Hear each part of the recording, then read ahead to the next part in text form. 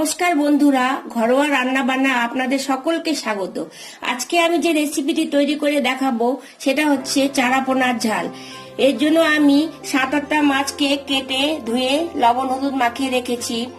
একটা বেগুনকে কেটে রেখেছি, আলু, টমেটো কুচি, পেঁয়াজ কুচি, কাঁচা লঙ্কা চিড়ে রেখেছি, আদা বাটা, পেঁয়াজ বাটা, লাল লঙ্কার গুঁড়ো, কাশ্মীরি লঙ্কার গুঁড়ো, কালো জিরে, সর্ষের তেল, হলুদ গুঁড়ো, লবণ ও ধনেপাতা কুচি।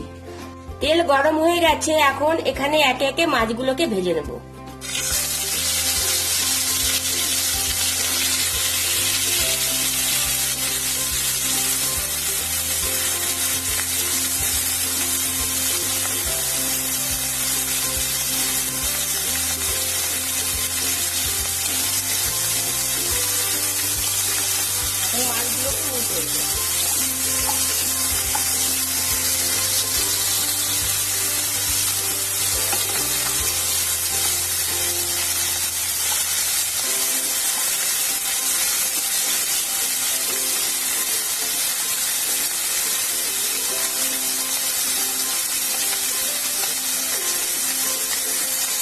মাছটা ভাজা হয়ে গেছে, এবার আমি রান্নাটা শুরু করব। মাছ ভাজার তেলে আমি আলুটাকে ভেজে নেব।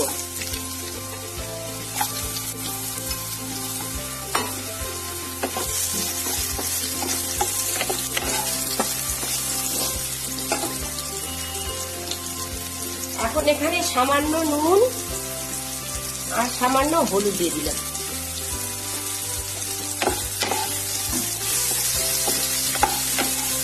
আলুটা ভাজা হয়ে গেছে, এখন আমি এখানে বেগুনগুলো দিয়ে দেব।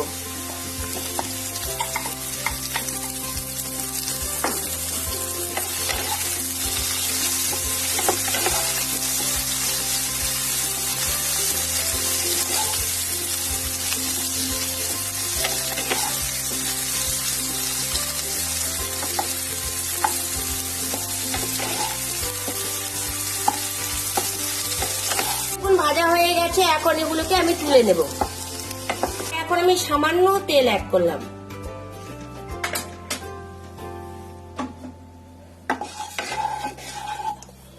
এখন এখানে আমি একটা শুকনো লঙ্কা ফাটিয়ে দিলাম।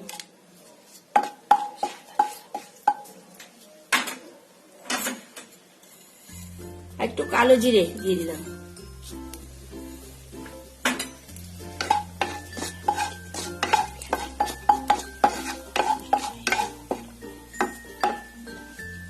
এখন আমি এখানে পেঁয়াজ কুচিগুলো ছেড়ে দিলাম।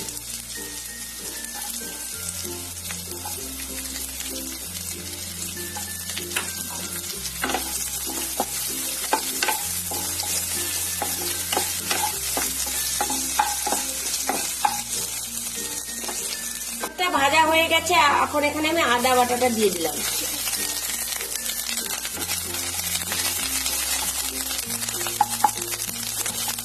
তারপর পেঁয়াজ বাটাটাও দিয়ে দিলাম।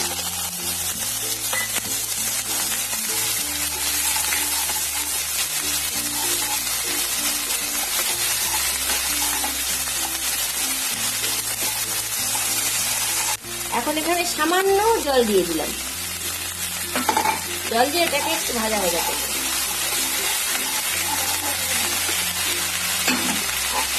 এখন এখানে একটু হলুদ গুঁড়ো,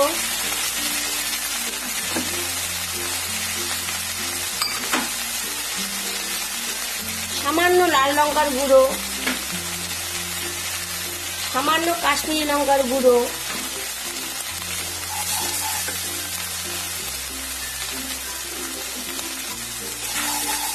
দিয়ে নাড়াচাড়া করব।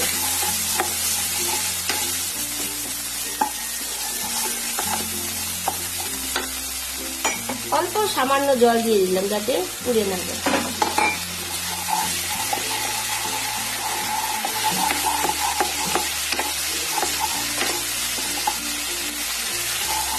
মশলাটা ভাজা হয়ে গেছে, এখন আমি এখানে টমেটো কুচিগুলো ছেড়ে দিলাম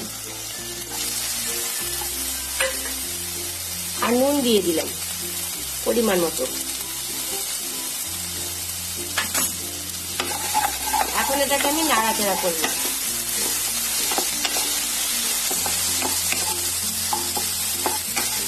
টমেটোটা মোটামুটি সেদ্ধ হয়ে গেছে। এখন এখানে আমি ভেজে রাখা আলু আর বেগুনটা ছেড়ে দেব। ছেড়ে দিয়ে সামান্য নাড়াচাড়া করব।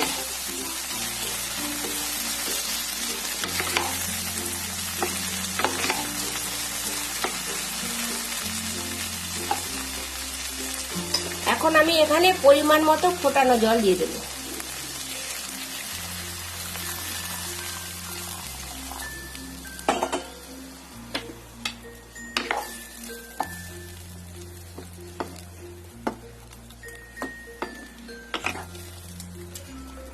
ঝোলটা ফুটে গেছে। এখন আমি ভেজে রাখা মাছগুলোকে ছেড়ে দেব।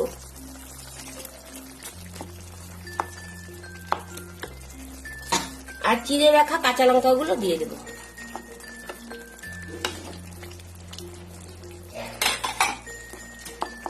একটু আঁচটা বাড়িয়ে দেব।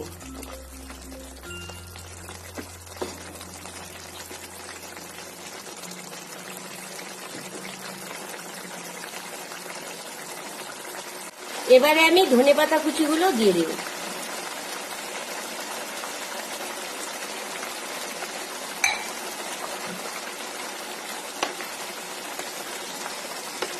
তৈরি হয়ে গেল বেগুন আলু দিয়ে চারাপোনার ঝাল। এই রেসিপিটি যদি আপনাদের ভালো লেগে থাকে তাহলে অবশ্যই আমাকে লাইক করবেন, শেয়ার করবেন এবং কমেন্ট করবেন। আরো নতুন নতুন ঘরোয়া রেসিপির আপডেট পেতে আমার চ্যানেলটিকে অবশ্যই সাবস্ক্রাইব করবেন। ধন্যবাদ।